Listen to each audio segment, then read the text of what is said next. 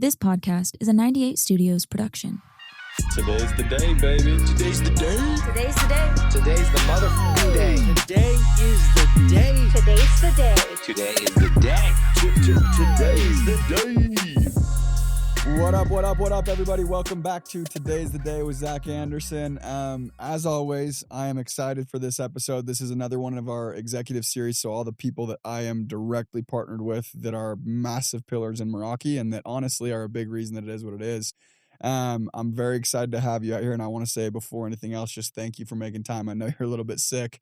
It's last minute. I'm about to go to Japan. I'm like, hey, we got to record, so I appreciate you being here. Thank you, Gleed. I'm excited. No, I appreciate it. I'm definitely excited. I mean, I've been listening to your podcast for the last at least 2 years, and some of the most pivotal information that I've received or advice has come from these podcasts. So Let's go. It's actually crazy to think that when you texted me, I was almost like, okay, like what kind of a pity invite was this? But I appreciate it big time. zero pity. And like I'm very particular with who I record with, very particular. Yeah. Especially if it's someone I know. Yeah. And it's like I'm couldn't be more excited about it. Zero amount. So I'm excited, and I think you're about to go, and we're about to go have some conversations that somebody will say the same thing you just said about this episode. Mm-hmm. So I'm stoked to have you, dude. I'm really excited. So little background or a little bit so everybody kind of knows our relationship and our dynamic. Went to high school together, Mm-hmm. different friend groups, totally knew each Mm-hmm. other, always liked each other. Yep. You worked at after you went on a 2-year mission and worked at the gym that I would go to. Mm-hmm. And I would see you at the gym, working at that gym when I would go in the mornings, and then kind of like our paths didn't really cross a whole ton in life. And then you got into the door-to-door industry, and I'm going to kind of let you tell your story of how you got into door-to-door and then kind of where our paths crossed in door-to-door, and then we'll talk about how it's been since our paths have crossed. So give us kind of the rundown. You graduate high school. How did you get into door-to-door? How did it come across your table? And then how did you Mm-hmm. ultimately end up decide to go out and start selling? Yeah. I mean, it was one of those things where it had more so to do than anything than the timing, right? I was at a place where I had just played at Utah, and I was about to get married. And so, while I was going to school, I was working and my wife was working. So we were barely seeing each other. And while both of us were working, it wasn't really like a dual income because I was scanning memberships at the front desk of a gym. She was cutting hair at BYU, right? And none of those are really paying much. And so for me and for her, obviously finances was a huge, huge thing because I was at the University of Utah, and like it's a pretty expensive school to go out there. And so we were always just kind of in that area where we were just really, really stressed financially, right? Yeah. And so it really, more than anything, just happened to be the timing of it all. Because like you said, I'd seen you guys at the gym. You guys would go in passing and stuff. And it wasn't until one of your guys actually, he had the courage to actually mention something, right? And we were just scanning, and he came up to me, and he was like, hey, what's up, dude? It's been a minute. Have you ever thought about knocking doors? Right. I run the door-to-door team. We go out for summers and stuff. And I remember telling him, I was like, dude, there is no world. I just served a 2-year mission. I knocked doors for the entirety of it. There's no way in hell I would ever knock another door. And he just looked me dead in the eyes, and with the utmost confidence is just like, yeah, that's what everyone says until they see my paychecks, and then walked away. What a legend. And I remember What just a being legend. like, dude, like, honestly, I was like, what a douchebag. Like, that's crazy. But to his credit, he had the confidence to say it, right? And Totally. Finances were on my mind, right? Totally. And it just so happened that on my mission, one of my YSA presidents, he ran a door-to-door company out in Long Island. And so fortunately for the guy, I ended up reaching out to the branch manager from the mission. And so I hit him up and I was like, hey, like, let me hear about this door-to-door opportunity. I know you're on a team. I've heard that there's good money. So started with him, sat down with him. He was really the only company that I had met with, and went out that summer, and that's how I ended up getting into the actual door-to-door space. So you got into door-to-doors after your mission. Finance was a big reason you got into pest control. Yeah. Right. And then tell us about how that all went. And then Yeah. that's kind of when a couple years later our path crossed. Yeah, no. So honestly, I have nothing bad to say about pest control. Like, I think some of my favorite reps, even to recruit, are pest control reps. There's nobody in the industry that works harder. Like, the hours are crazy. The locations are crazy, and for the amount of pay is crazy, right? To be working that much. So I loved it. I did it for, went out my first year, and I made the same amount I would have made if I would have just stayed home for the entire year. Right. So that's kind of when I caught the vision of door to door, because I had just made in 4 months what I would have made staying a year at Vasa. Right. Got it. So I kind of caught the vision. I didn't do anything crazy. I mean, I still went to school after the summer. Right. It wasn't like, oh my gosh, I'm dropping out doing all this crazy stuff, but I still went to school, went back and actually got my front desk job at Vasa again. Right. Just kind of returned back to normal life. But I had like that bug and I kind of caught that vision. Right. Yeah. And so fast forward going through the off season, I did a ton of trainings, a ton of role plays, putting in a lot of time and effort, and then went out back with pest control that second year. I was one of 4 people that re-signed. So by default, I got made the manager. But we ended up building a pretty big team and just blew the lid off in comparison. Right. Going from that first year, I'd only made $14,000 to my second year making $80,000 in the 4 months. Mm-hmm. And for me, that was like the aha moment of like, okay, wait a minute. I just made my degree that was going to take me 6 years that I was studying for at Utah in 4 months. Mm-hmm. And so that was the moment that I dropped out. Right. And so I was all in on doors. I was actually all in on pest control too, but there were some differences in opinions with the leadership. And I'm a firm believer. I remember when we were sitting down, when I was looking at different companies, one thing that you had mentioned was you can't outgrow your ceiling. And you were talking about in regards to like leadership. And at that time, our best pest control rep was selling like 220 accounts, Mm-hmm. which if you look into the pest control world, that's what most people expect their rookies to be doing. Mm-hmm. Right. So more than anything, we had a little disagreement as far as like how the team should be run, Mm-hmm. but more so it was like my ceiling, right? Is like I wasn't going to be able to outgrow that. Yep. And that was one of the big reasons I came over as I was looking, is because you had also mentioned you would rather be a small fish in a big pond rather than a big fish in a small pond. Mm-hmm. Right. And so that was a huge reason why I ended up visiting with you, and a huge reason why I chose to come with you guys, because you had just come off being the #1 team at the largest door-to-door company. And it was kind of like one of those challenges, because I remember talking to you, I kind of felt like a hot shot, and in retrospect, doing as many as I did at pest control, it wasn't that good. But I was the #2 producing rep on the team. We had just managed the #2 producing team in the company. Yep. And I just remember you're like, dude, yeah, right. Like, I was like, I'm going to come and crush with you guys. And you're like, dude, you have no clue. Like, we have some dogs on our team. Like, I'd be surprised if you were top 10. Mm-hmm. And I kind of just took that as a challenge. And that's how I ended up switching over and getting over to. Yeah, and it was an interesting like experience of you coming over too, because it was between a couple different groups at Vivint. Mhm. You had a really close relationship with the other group as well, really good Yeah. group and everything. And then ultimately, I actually think it came down to like Kenna was the reason Yeah. you ended up coming out with us. And Yep. Shout out to Kenna. and like in hindsight, I'm like, yeah, that was actually a good play, but I got my hair done by her. Yeah. And I was sitting there for 3 hours talking to your wife about stuff. Yeah. And like, there was even moments where I'm like showing her the mobile report. So we were clearly talking about work. And I love Kenna. Like Yeah. I've always actually gotten along better a lot of the time with girls. Yeah. As weird as that, like a lot of my best friends are girls. Yeah. My fiance right now was my best friend. Yeah. I got along super well, and there was like it was really really like fun conversation. And then it was like a week later or a couple days later that you're like, hey, I'm gonna come with you guys, and that was when it entered into like, bro, Mhm. you got to level up if you want to compete here, and you did. Yeah. Like you came out. I remember it was your first. Yeah, your first summer and your first couple weeks, we started to learn like, okay, this is the stuff he likes and stuff like that. And dude, Yeah. you were doing more in a week than any of my rookie. I was thoroughly impressed. And then fast forward to where we're at today, obviously, like you've only gone and really, really, I think not only realized you need to be with leadership that has a higher ceiling, you also need to be leadership that Mhm. constantly raises your ceiling. It's called the law of the lid. Yeah. Right, 21 irrefutable laws of leadership. The law of the lid. Your group and your team. You're the lid. Yeah. The leader's always the lid. So you have to go and level up. And I've watched you also do that over the years. Mhm. So you decided to come over. You worked with us while we were selling alarms at Vivint. You were the newer guy, but experienced in door to door. And it was like some of my first experiences recruiting like a real veteran from another company. Right. So Mhm. there was like this, I hope what we're offering is like as good as what he had before, et cetera, et cetera, et Mhm. cetera. How was your experience through that year going into the following years? I mean, it was a night and day difference, right? And I think that's the whole reason. Like, I think my favorite thing about being part of this team, right, is it's like no matter what. Obviously, we've been at Vivint, now we're at Sunrun.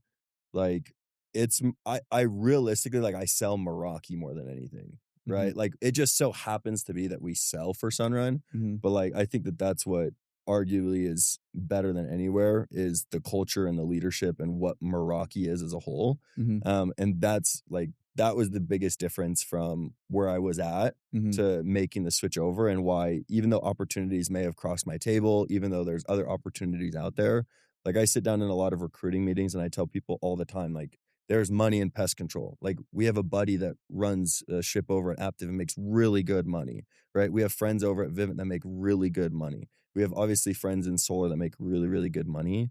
But I think more importantly than anything, it's the people that you're surrounding yourself with. That's uncommon. That's hard to find in door to door. And that's how come, ultimately, that's why I left the company that I was at. Yeah. Right. It was just because of the culture, the leadership, and the lid that you were talking about. Yeah. So then coming over, like, what were your battles or your valleys? Like, you are a more reserved person. We've obviously had our conversations where it's like, man, this is a struggle. I need some help. And it's like, and all of us have those, like those breakdown days for sure. Crash outs is what we call them nowadays. But it's like, you're actually like a really, really reserved dude. So this is actually a question out of curiosity as well. Like, what have been some of the valleys through that journey since being like, that have really, really, really rocked you and you've had to go and dig deep? Because one of the things that's a little bit different with you than most people is once you caught the bug with door to door, you just decided it was your career. Like, once I remember that was what you told me when you came over. Like, dude, this is my thing. Like, I will do whatever it takes to make this be incredible because this is my thing. And there's so much power in that decision. And I think, like, the reason I'm asking is because when that decision's been made, the valleys are a lot more shallow. They're not as deep. They're not as scary. They're not as treacherous. Yeah. Because it's just like, it's a hard moment, right? It's not a world altering moment, right? Whereas like a lot of people, like, they haven't made that decision. You're also just really stubborn. So I think once you've made that decision, you're also just like, I'm going to just do it, like, whatever. And I watch that. Like, I'm more observant than I think people realize. And I'm curious, like, what have been your moments where it was a moment, a crossroad, and you chose the right path or the wrong one? Yeah. I mean, I think you hit on the head too, is like, since making that decision, it definitely, when you first presented the question, as I was sitting here thinking, I was like, I don't know that there's really a ton, because I think, like you said, it's once you make a decision, and obviously there's a lot of things that you learn in door to door, a lot of lessons that you can learn from it. Like, when hard times come, like you said, it's just moments. It's no longer like the end all be all, right? Yep. But like you said, I'm a pretty reserved guy, and I think that's one of the biggest ones. Like, I'm not super vulnerable. Like, I don't get vulnerable, right? And especially in sales, and especially when you're talking to customers, like, it pays to be vulnerable, right? It pays for people to see that. And that just comes from like my upbringing and stuff. Like, I'm pretty reserved. Like, I don't really let people see what's going on the inside. So a lot of times people do think that, even customers too, they think like I'm like this stiff or kind of this aggressive. I mean, I don't look the most approachable often, right? Yeah. I'm a bigger guy, and I'm quiet, and I'm reserved, and I kind of have like a resting bitch face, or like a resting grumpy face. But on the inside, like, I genuinely think my spirit animal is like a teddy bear, right? Like, I genuinely do think I'm one of the nicest guys out there. Like, I have no ill intent or ill will. And so I think that was a huge one to overcome. And I think that that's why I also am super stubborn. Like, I mean, as well, like, it takes me a while to like learn something, right? Yeah. Like, it takes me a while to adjust to stuff, because I am really uncomfortable with that, right? I am really uncomfortable with change too, right? Because all of that stuff, and unfortunately in door to door, it's probably the most chaotic scene of all time. Absolutely. So I probably didn't pick the best choice, but I also think that's why it's the best choice, is because it's forced me to have to be more outgoing, be more vulnerable, right? Learn how to actually communicate with people, learn how to open myself up to other people, and share who I actually am. So I think that was one of the hardest things in this space and in this industry for me, is just opening up, because I am really reserved and closed off to 90% of people. 100%. So then, as your career went on, it's been really fun to be a part of and have a front row seat. Like, it's just really impressive, and it's exciting, because I think when I look at things, I look at them 10 years away from where we're at right now. I'm like, bro, what this is gonna, like, I sometimes like am delusional. Like, I don't realize the problems in the moment because I'm so like, bro, how could Gleed be mad right now? This is what his life's gonna look like in 10 years, right? And I've tried to really work through that. But It's super impressive. And as you've gone through your career, you've gone through like, okay, I'm going to go be the guy. Then you kind of got appointed a manager, and then you had the humility to just take a step back and be like, okay, I'm going to go just be like a veteran at a company or a rookie at a company. I'm going to Mm-hmm. embrace change. I'm going to adapt, even though I don't want to. And I know I'm a slower learner sometimes. And I actually don't think you're a slower learner. I think once you're confident, Mm-hmm. your talent comes out. Yeah. When you're not confident, you don't let your talent out very much. Mm-hmm. And I think time and competence breeds confidence, and that's why maybe you could Yeah. interpret it as I'm a slower learner. But it's my what I've kind of come to the conclusion of. But there came a point, especially recently, like more the last 2 years since us being here, because my workload has been so different from what it was before. Your workload has been like doing a lot of the stuff that I used to do, where Mm-hmm. it's actually really cool to see people grow into those things. And then also you're now in like truly in charge of a massive, massive, massive office and its success. Mm-hmm. Like that's just like very, very, very cool to me. What is it that if you could go communicate to all of your people and other people, whether it's their first summer, their second summer, but they're having that moment of like, oh shit, or whatever it may be, like what do they need to know to go get through that and make this thing amazing? Um, I think one thing I will say that I'm really, really good at is even though I'm stubborn, right? And even though it does require, I do feel like I'm really, really coachable.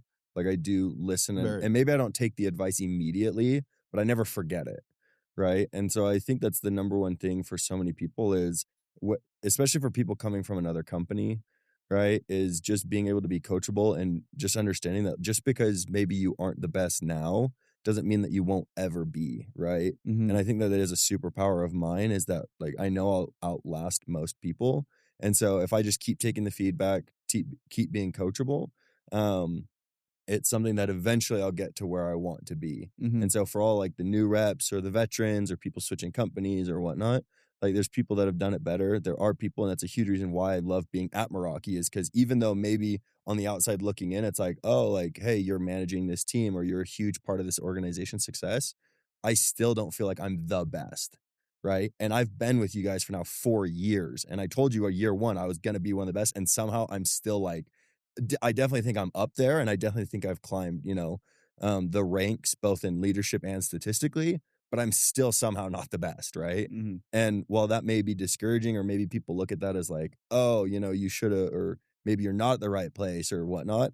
It's like, why wouldn't I want to be in a place where somebody's doing it better? Because that just means I can continually grow. Mhm. Right. And so Yep. I think it's really important for people to be extremely coachable, even if you're the top rep at the other company, even if everyone tells you you're going to be the number one rookie, right? Just being extremely, extremely humble and coachable and realizing it's not a knock on you because you feel that way. Like, Yeah. I don't look at that as a negative. I don't look at, myself being humble and admitting, to people, I don't think I'm the best. It's not, I don't think I'm the best. It's, I don't think I'm the best yet. Mhm. Right. And there's a huge difference between that. So that's what I would say for the rooks or for anybody coming in this space that they need to hear, just being extremely coachable. 100%. 100%. I think that's gold. Dude, I like coachability. It's like a repeating theme in this Yeah. series, especially. Coachability is so valuable. And it's actually one thing I would credit to myself of like, you are incredibly coachable. I think the best leaders are incredibly coachable, and they're Mhm. always learning and leveling up again because of the law of the lid, right? Like Mhm. you can learn something from everyone. Mhm. Um, as I look at your career and like where you're heading and where you're at and everything, it just excites me. Like that's Mhm. like the underlying for me. It's like it's just exciting. Like you are coachable, you do the hard thing, you make the sacrifices. You're as far as like mental stability, you're as up there as it gets. Like you Mhm. are you're mentally sound. It's amazing. I'm curious because now like in your life, you're a wrestling coach or have Mhm. been a wrestling coach and a bunch of other things where it's just like those are like you have the opportunity to go impact people and you're probably giving advice in that world as well. Like what Mhm. advice do you have? What do you teach wrestlers? Like why are you valuable to have as a coach? What lessons do you Yeah. have to go teach them? I'm curious. I think one of the best thing, I feel like, and I don't remember if it was you that talked about it or whoever, but there's a lot of mantras, people can have, right? Obviously today, or not even today's the day, because I think it's gonna tie into what I'm about to say.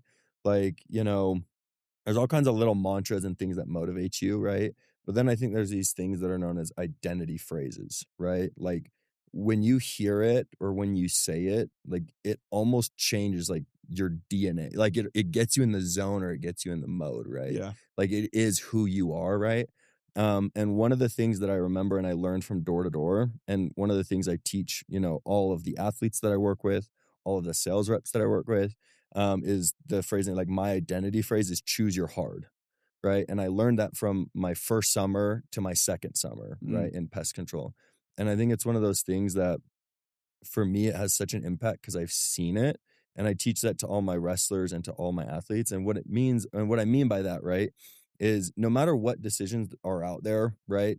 I think back to my first summer, right? Part of the reason, and full transparency, like it wasn't the best summer, like work wise, it's something I'm not extremely proud of. Like there were often times where I was the rep that was at the gas station, right? Or I was the rep that was, we were in New York and I was getting a bagel midday, right? Or I was the rep that was sitting at the parking lot. And when my manager said he's coming to pick me up, I go drop a pin at a house so I could walk to it, right? Just so it looked better, right? And I remember that summer being extremely difficult. I remember it being extremely hard. Obviously, still at the end, I was able to still catch the vision and still made money, right? But I definitely left a lot in the tank, right? And I remember that feeling, right, of, at that time I was married. My wife had put all her trust in me, right? She expected me to go out, and here I was sitting on a bench while she's at home, right? Yep. Like, that's something even 6 years later I still think about, right? That was hard, right? Like that hurt. That was a huge letdown and a disappointment. And then I think back to my second year, right, where came in, recruited teams, managed, went out, number 2 producing team, like rainy days, knocking, staying out late, knocking, skipping lunch, knocking, right? On Sundays, going out knocking, going out 2 hours earlier than knocking. And I remember the end of that summer, right, making $80,000, right? Being able to drop out of college, right? My wife didn't have to work at a hair school anymore. That was just as hard as the first summer, right? But the results or the consequences, right, were significantly different, like a night and day difference. And so that's one thing, especially as I look at wrestlers, when I remember specifically this one practice where we were doing conditioning. And we were just doing ladders, right? So it's just where you sprint, 5 yards, touch the line, come back, 10 yards, come back, 15 yards, come back, right? Yep. And it was timed, right? And so Ladders suck ass. they're terrible, right? And yeah, fun fact about wrestling, my high school wrestling practices were harder than my collegiate football practices. Like wrestling's insane. But I remember when we were coaching these kids, they were running and they were hitting these ladders, right? And it was timed, right? And they only had to do 15. That was it, right? And as long as they made it under that time, we would call practice and it would be over, right? But everyone on the team had to do it, right? And so I remember we were going 5, 10, 11, 12. There were 3 away and a kid missed it. Okay, do it again. Go, make it. Next one, miss it. Next one, miss it. Next one, miss it. 20 ladders later, kid misses it. 25 ladders, kid misses it. 27 ladders, kid misses it, right? And obviously, the kids are screaming at each other like, come on, guys, like, nut up. Like, we just have 2 more left, but we keep missing it, da-da-da. We ended up doing 37 ladders, right?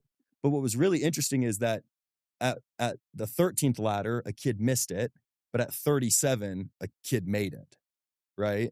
And it's like, at the end of the day, like, both of those were hard. The decision, but making the decision at 13 to not give it everything you had, right, was just as hard, cost them 37. We did almost triple what we were supposed to, and somehow they still made it at that time, right? Yep. And so that was a huge value lesson. I remember telling the kids after that practice, I was like, hey, like, how many of you guys thought that was hard, right?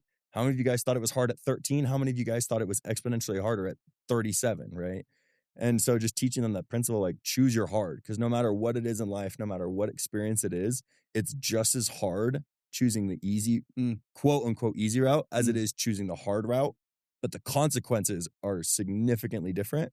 And so that's something that stuck with me throughout, that I learned in my first and second year of pest control, that I teach to all my athletes, because I ask a lot of them, right? We ask a lot. We ask them to be disciplined. We ask them to condition, right? It's just as hard to go into that wrestling match in front of your entire family, right? Under the lights, no one else is watching you. It's just as hard to lose that match right, and be embarrassed as it is to work your butt off in conditioning, put in the extra work, but have your hand raised at the end of that in front of your family, in front of the school with the lights on. Yep. Nah, dude, that's so cool. I love that.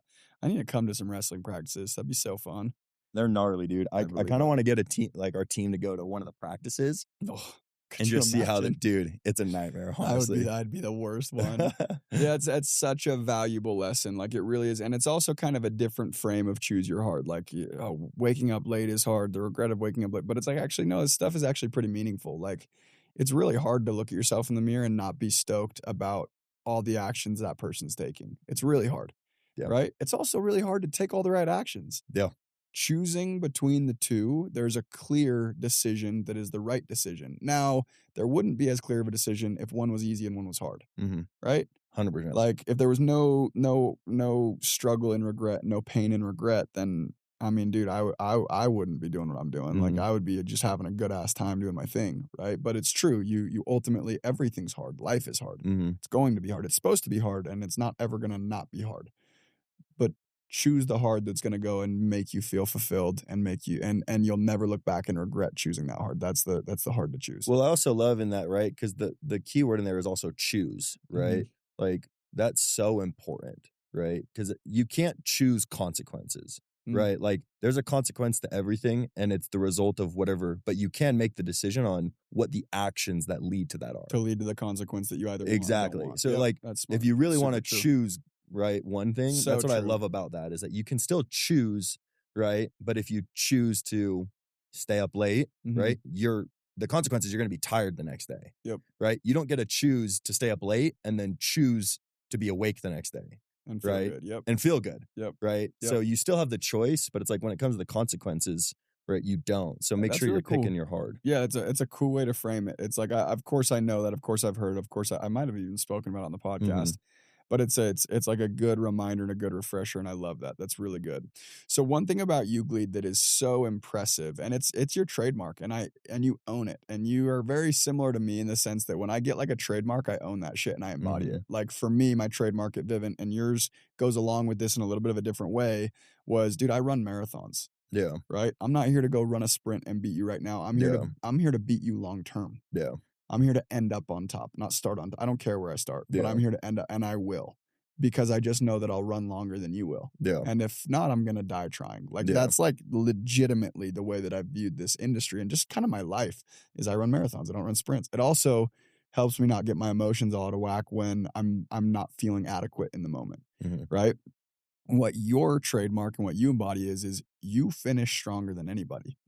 That's your thing. Yeah. Right? Of course, the challenge is go learn how to do that the whole time, right? Yeah. But there is so much value in that. Like, there's so much, because you end your story on a high note, right? You can go and make your entire summer in a month. Like, it really is one of the most valuable lessons I think people could take. And you probably won't talk yourself up as much as I will.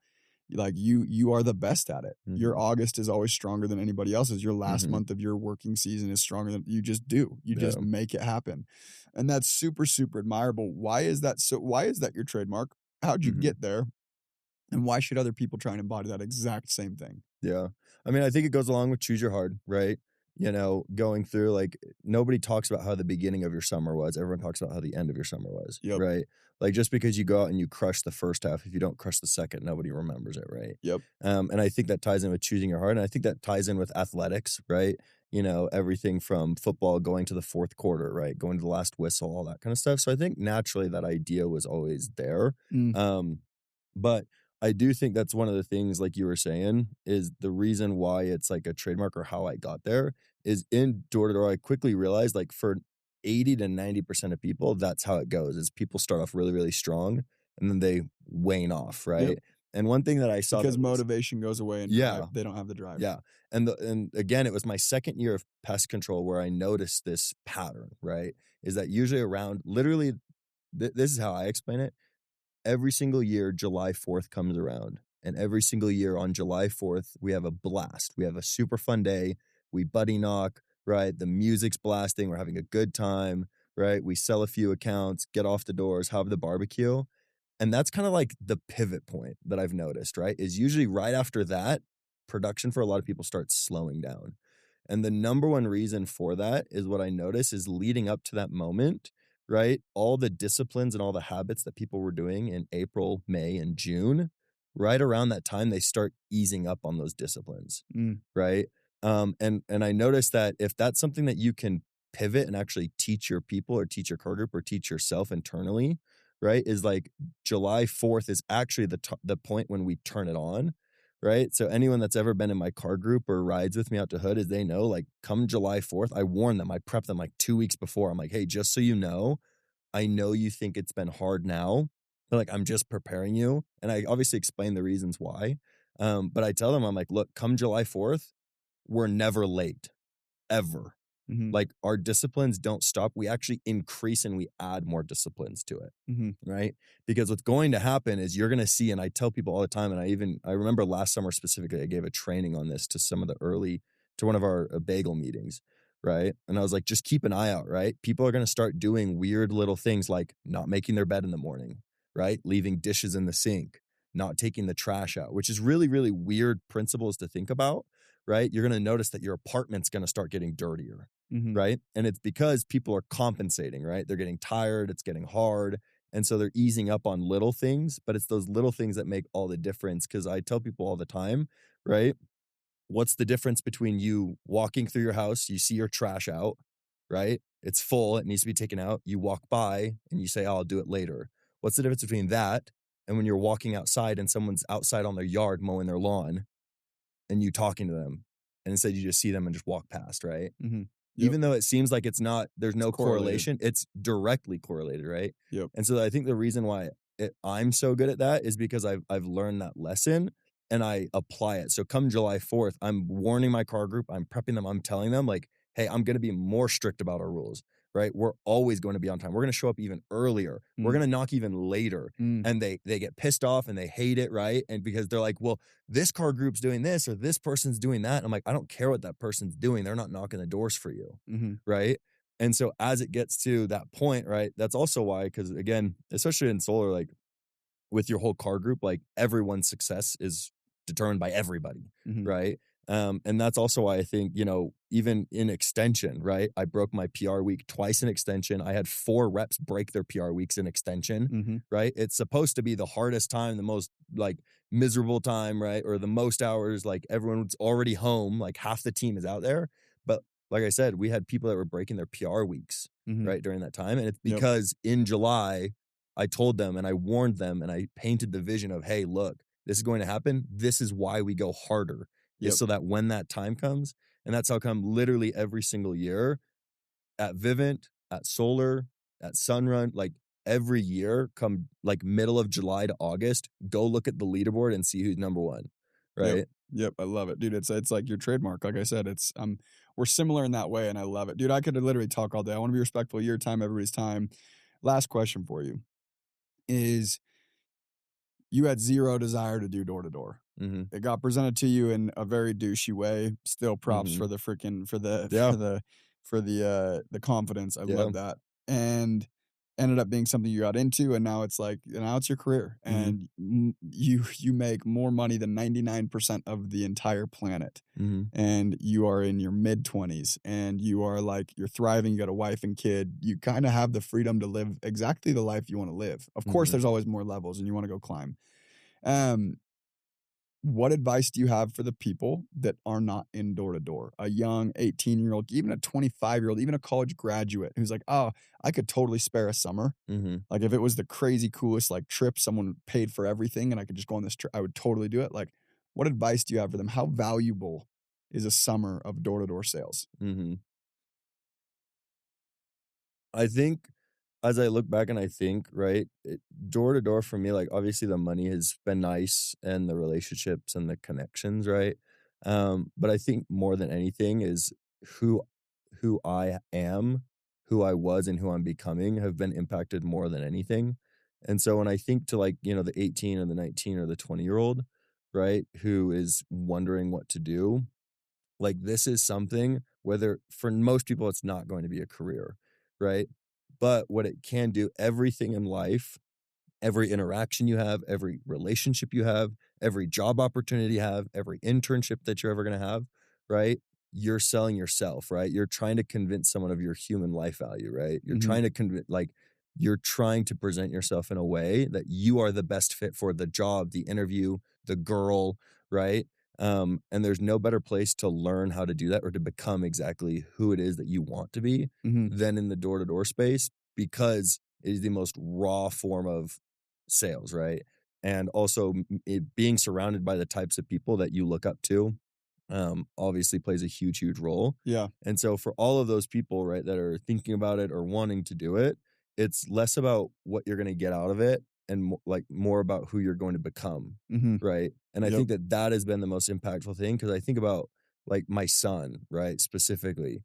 At the end of the day, we're just a reflection of our parents, realistically, or at least some core principles and values. Obviously, we can change some of it, but a lot of who we are in our upbringing is just a reflection of what our parents were. And so I think about like my son and who he's going to be and like what example I need to be, Mhm. right? And there's no place that I found better that teaches life principles, gives me experience to go through hard things, right? Like that's just one of the most impactful things that I've learned throughout. Like there's so many experiences where something seems impossible or seems super hard, and it's more of a molehill to me, right? Yep. It's just a moment, Yeah. right? And so I think that's for those people, it just makes it just who you end up becoming, I love right, it. is more valuable than any of the monetary stuff, because you can take that outside of door to door into your internships, your business, your Absolutely. relationships, whatever it may be. 100%. It's so good, dude. You're so good. You're so good. I'm honored to have had you on. I love you. I want to be respectful of everyone's time, like I said. Just thank you, dude. Freaking awesome. I appreciate you. I'm Appreciate it. really excited to see what you go do. Like I said, I look at everything 10 years. You don't even know the Gleed's life that I have imagined 10 years Mhm. from now. You probably haven't even thought that. I'm telling you, I'm excited for you. You're doing all the right things. You're an amazing example to Goose. Like you're awesome. And I'm honored to have you as a partner too. Appreciate it. I love being here. Absolutely. And everybody, as always, thank you for watching and much love until next time.